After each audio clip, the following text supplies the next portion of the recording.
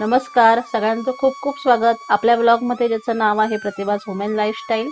आणि आपल्या होममध्ये सध्या चालली दिवाळीची जय्यत तयारी. आपली मराठी घरांची तयारी ही स्वच्छतेपासून चालू होते, नक्की शॉपिंग पासून. तर घराची स्वच्छता म्हणजे ज्या ज्या गोष्टींना आपण रेग्युलर हात लावत नाही, रोजच्या रोज नाही जमत, तर ते डीप क्लिनिंग आपण इथे करतो. आता डीप क्लिनिंग, डिक्लटरिंग हे आत्ताचे एक शब्द झाले खरं तर. पण पूर्वीही बायका हे सगळं करत होत्या. कुटुंब मोठी होती, मात्र आता कुटुंब लहान झाली आहेत. आणि माझ्याकडे मी घरात मिनिमलाइज ही कन्सेप्ट यूज करते. म्हणजे अगदी जेवढं आत्ता लागतं तेवढंच मी घरात सामान ठेवते, फार सामान ठेवत नाही. थोड्याशा शोभेच्या वस्तू, अगदी थोड्या, आणि वापरायच्या वस्तू जेवढ्या लागतात तेवढ्याच. त्यामुळे होतं काय की या अशा प्रसंगी, जेव्हा दिवाळीची क्लिनिंग आहे, गणपतीची आहे साफसफाई, त्यावेळी अगदी थोड्या गोष्टी आपल्याला साफ कराव्या लागतात. कारण माझ्याकडे तेवढा खरं तर वेळ नाहीये. मी वर्क फ्रॉम होम आहे, ऑनलाईन जॉब माझा चालू असतो, शिवाय घरात 2 मुलं आहेत, मदतीला कोणी नसतं.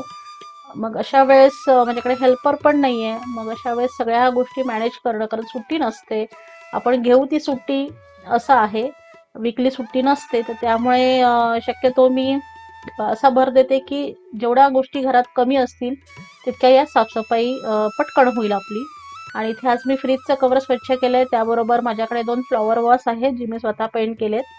मला थोडीफार वारली पेंटिंगची आणि अशा वास पेंटिंगची आवड आहे. हँडमेड वस्तू मी बनवते, तर त्याच्यामुळे या गोष्टी घरातल्याच आहेत.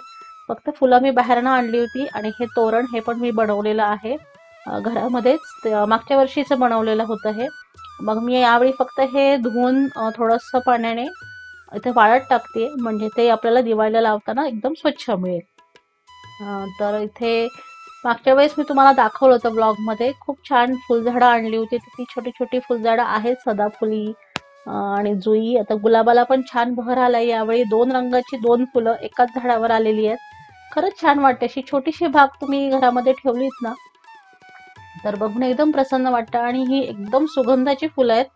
जाईजुईपैकीच एक प्रकार आहे, नेमका मला माहिती नाही काय तो. आणून पण बरेच दिवस झाले. त्या वेलीला फुलंच येत नव्हती, पण यावेळी खूप छान बहर आला याला. आणि पामचं झाड आहे, आणि त्याच्यासोबत हे आमच्या अंगणामधलं बऱ्याच गोष्टी इथे आम्ही करत असतो. आमचं लाईक एक वर्क स्टेशन आहे हे. इथे दिसत आहेत या काड्या, आणि हे सगळे बांबूचे काड्या आहेत या. आमचे हे बनवतात घरात कंदील. तर बऱ्याच वर्षापासून आम्हीच बनवतोय. मागच्या वेळेस मी चांदणी बनवली होती, यावेळी हे षटकोनी आकाराचा कंदील बनवतात. आणि मी काल गेले होते, तर दिवाळीची शॉपिंग मी काय केली ते दाखवते. सध्या गर्दी कमी आहे, पण या आठवड्यात गर्दी खूप होईल. तर त्यासाठी ही छोटीशी लक्ष्मी आणली आहे. त्यानंतर छोटे छोटे हे दिवे आणलेत, पणत्या. आणि लक्ष्मीपूजनाला या साडीच्या लाह्या, बत्तासे, मोतीचं साबण, उटणं, हे सगळं लागतं. तर ते मी जसं जसं समोर दिसेल तसं तसं घेत गेले. आणि काही गोष्टी या ग्राहक पेठेतल्या आहेत, तर काही गोष्टी लोकल विक्रेत्यांकडनं मी घेतलेल्या आहेत. कुठल्याच गोष्टी मी मॉलमधनं खरेदी केलेल्या नाहीत यावेळी, ऑनलाईन सुद्धा नाही. कारण यावेळेसच खरं हे लोक सगळे बसतात, आणि त्यांचा थोडा तरी धंदा व्हावा यासाठी मी या सगळ्या गोष्टी तिथून घेणं प्रेफर करते, जे रस्त्यावर बसतात लोक. आणि इथे वाती वगैरे पण आणलेल्या आहेत. हा छानपैकी एक चंदन सुवासाचा आपला जो धूप असतो, कोरडा धूप, तर तो आणलाय. एक दिवा आणलेला आहे. आणि या पिळलेल्या वाती या खूप सोयीच्या जातात. आता कापूस देऊन वाती फारच क्वचित घरामध्ये होतात. ज्यांच्याकडे करतात त्यांचं खरंच कौतुक आहे. मी मात्र ह्या अशा पिळलेल्या 2 वाती एकत्र केलेलं पाकिट आणते, जे डायरेक्टली आपण दिव्यामध्ये लावू शकतो. आणि ही पण ती आहे. तर म्हणून ही एक केली आहे. अजून एक पणती त्याला सेम बनवायची आहे. अशा दोघांना 2-2 मी आणलेले आहेत, 2 आरूला 2 मनूला, म्हणजे ते आपलं पेंटिंग करत राहतील. आणि इथे मी तुपात या पाती भिजवून ठेवल्यात. जे आपलं आपलं ह्याचं तूप असतं ना, वनस्पतीचं, त्याच्यामध्ये या मी वाती भिजवलेल्या होत्या. ते छानपैकी ड्राय झाल्यात. आता या डब्यात मी भरून ठेवणार, म्हणजे माझा महिना तरी कुठे गेलेला नाही. छानपैकी महिनाभर मला या जातील.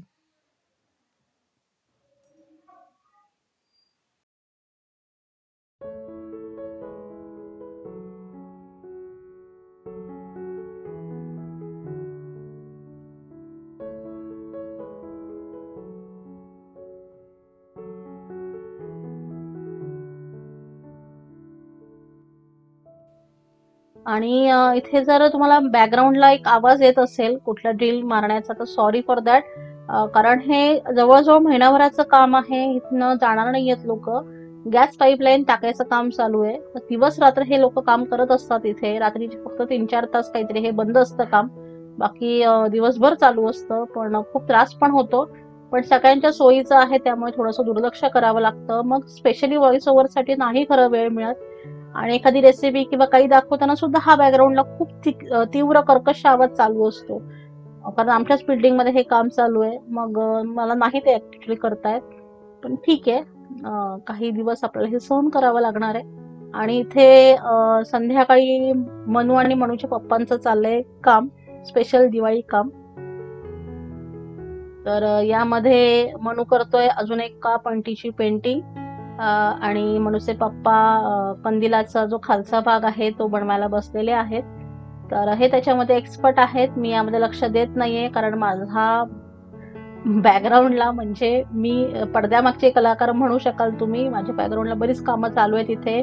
काल जे काही सगळं ग्राहक पेठेतनं मी सामान आणलंय सणासुदीचं, फराळाचं, ते सगळं मी एका बाजूला लावतीये. त्यासोबत भांडी घासायची पडली आहेत ती घासणार आहे. उद्यासाठी मला घर रेडी करायचंय कारण उद्या परत मुलांची शाळा आहे. अजून सुट्टी पडलेली नाही. परीक्षा चालू आहेत 6 महिने. आणि ह्याचा अभ्यास झालेला होता. ह्याचा अभ्यास ऑलरेडी झालेला असतो. एकदम निवांत साहेब असतात हे. आणि ही दुसरी पट्टी त्याची पेंट करून झालेली आहे. ते तुम्हाला दाखवतोय. आणि त्याला कळलं कॅमेरा चालू आहे की मग त्याच्या उड्या मारणं चालू होतं. तर अशा प्रकारे सगळेच जण दिवाळीच्या तयारीत व्यस्त आहेत आणि खूप छान वाटतं असं की सगळे म्हणजे एकमेकांना मदतपेक्षा घर सगळ्यांचं आहे तर सगळ्यांच्या घरासाठी सगळे मदत करतात हे बघून खरंच बरं वाटतं. आज बघा बाजारात गेला तर 200-300 रुपयाला तुम्हाला छान कंदील मिळतील, पेंटेड पणत्या पण मिळतील. पण घरात आपण जे करून स्वतःच्या हाताने लावतो त्याची एक गंमत वेगळी असते. त्याला एक पर्सनल टच असतो. आणि ते बघताना पण घराला असं जिवंत पण आल्यासारखं होतं. साइड बाय साइड माझी पण ही काम आहेत बघा. इथे डबे मी घासून ठेवलेत. तर डब्याची स्वच्छता ही मेन असते. माझे छोटे छोटे जे आहेत काचेचे डबे ते घासून झालेत. मोठे डबेच राहिले होते तर ते मी आता घासतेय. आणि हे बघा ह्यांचा हा ढाचा तयार झालेला आहे बेसिक षटकोनी आकाराचा. त्याच्यावरती आता कागद फक्त लावायचा राहिला आणि झुरमुळ्या लावायच्या राहिल्यात. तर हे सगळं सामान मी बाहेर काढून ठेवलंय. आणि कालच्या दिवसभरात मुलांनी हे कॅन्डल स्टँड होते माझ्याकडे खूप जुने थे लाकडाचे आहेत. तर त्या लाकडाच्या ह्याला त्यांनी परत रिपेंट केलेलं आहे. एक लाल आणि एक हिरव्या रंगाचं रिपेंट केलंय. त्याला गोल्डन कलर मारायचा आहे अजून. तर हे पण एक आहे टाकाऊ न टिकाऊ म्हणजे ह्याचा आत्ता काही वापर नाहीये खरं तर. पण मध्ये आपण दिवा किंवा कॅन्डल लावू शकतो असे ते दिवे आहेत. आणि ही त्याची झालेली कालची पणती. तर आरुषी अजून पणत्या व्हायच्या आहेत. तर त्याचं परीक्षा म्हणजे त्याला अवघड जातीये सध्या.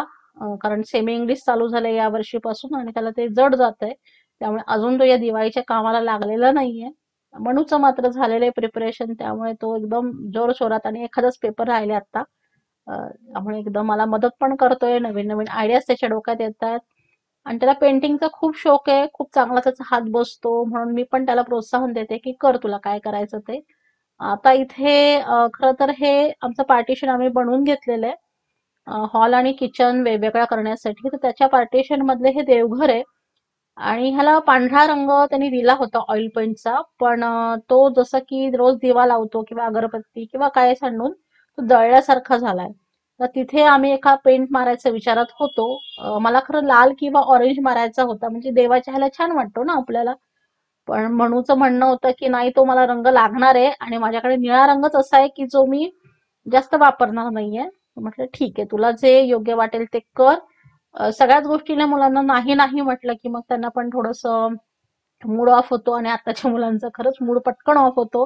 ज्यांची आताच्या पिढीतली लहान मुलं आहेत त्यांना माहिती असेल. आणि अर्ध काम त्याचं झालंच. हात दुखायला लागला आणि हातालाही निळा रंग लागत होता. त्याला बिलकुल हाताला काही लागलेलं चालत नाही. तर इथे त्याचं अर्ध राहिलेलं काम मी पूर्ण करते. तर तुमच्याकडे दिवाळीची कशी तयारी चालली तेही मला सांगा. आणि आपल्या चॅनलला सबस्क्राईब केल्या विना जाऊ नका. त्यातलं काहीही तुम्हाला आवडलं असेल आतापर्यंत तुम्ही ब्लॉग थोडा जरी बघितला असेल आणि आवडला असेल तर प्लीज शेअर करा, सबस्क्राईब करा, लाईक करा.